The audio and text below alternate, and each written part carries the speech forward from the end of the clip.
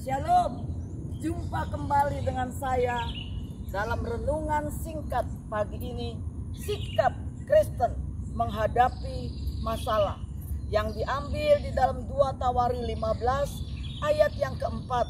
Demikian bunyi kebenaran firman Tuhan. Tetapi dalam kesesakan mereka berbalik kepada Tuhan, Allah orang Israel. Mereka mencarinya dan ia berkenan ditemui oleh mereka. Saudara yang Tuhan kasihi, seringkali kita berpikir kalau kita dekat dengan Tuhan, kita orang pilihan Tuhan, pasti kita tidak punya masalah. Saudara, pemikiran semacam ini sangat keliru. Pemikiran semacam ini dipengaruhi oleh teologi sukses atau teologi kemakmuran. Pemikiran semacam ini, saya katakan sekali lagi, sangat keliru. Buktinya, orang Israel merupakan umat pilihan Allah. Mereka mengalami kesesakan. Oleh karena itu, saudara, berhentilah berpikir kalau saya dekat dengan Tuhan, saya tidak akan pernah punya masalah. Selama kita hidup, masalah itu pasti ada. Yang penting bagaimana kita menyelesaikan dan bersikap dalam menghadapi masalah. Sikap kitalah yang menentukan iman kita. Apa reaksi orang ketika mereka menghadapi masalah? Yang pertama, saudara, semua orang akan mengeluh atau ngegerutu. Contoh singkat saja, kalau kita janji dengan teman kemudian terlambat, dia pasti mengeluh. Yang kedua, dia akan undur dari Tuhan. Ini sangat berbahaya. Dan yang ketiga, dia akan menjadi putus asa. Dia akan melakukan segala cara.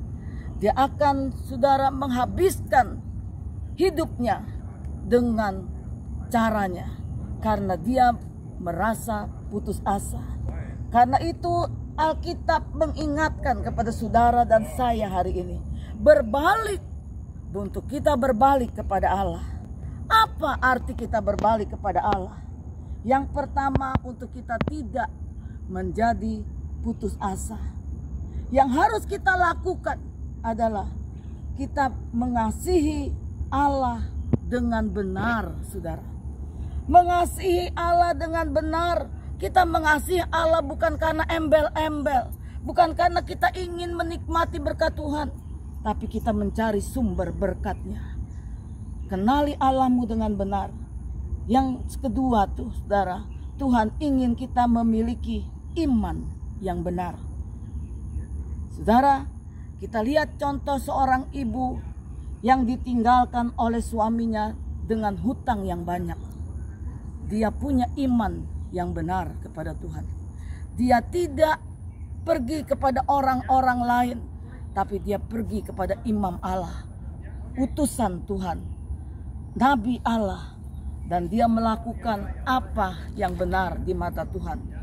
Yang ketiga, dia memiliki hati yang taat.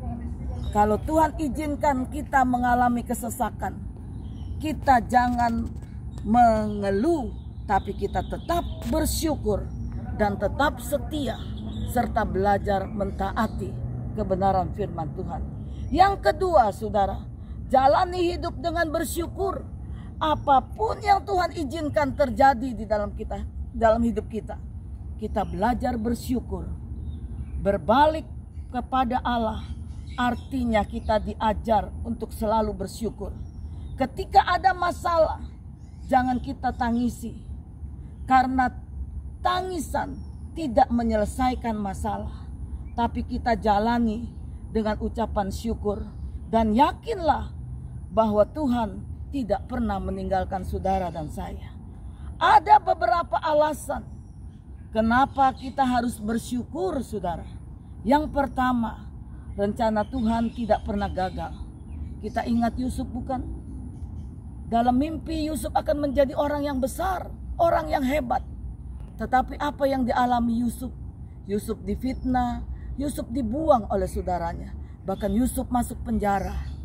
Tapi janji Tuhan, rencana Tuhan, dia tidak pernah gagal. Kedua, Tuhan punya kuasa dan berdaulat. Kuasa Tuhan sangat dahsyat. Sampai saat ini, Dia Allah yang kita sembah, Allah yang berkuasa. Yang terakhir, saudara, orang yang bertahan dalam Tuhan pasti akan mengalami kemenangan. Kita melihat Daniel, meskipun banyak tangan manusia yang berusaha menjatuhkan Daniel dengan berbagai macam cara dan aturan, tapi kita tidak perlu takut. Ada tangan Tuhan yang selalu membentengi saudara dan saya. Ada tangan Tuhan yang membentengi Daniel. Kita harus percaya dan tetap setia, maka kita akan keluar sebagai pemenang. Amin. Tuhan memberkati.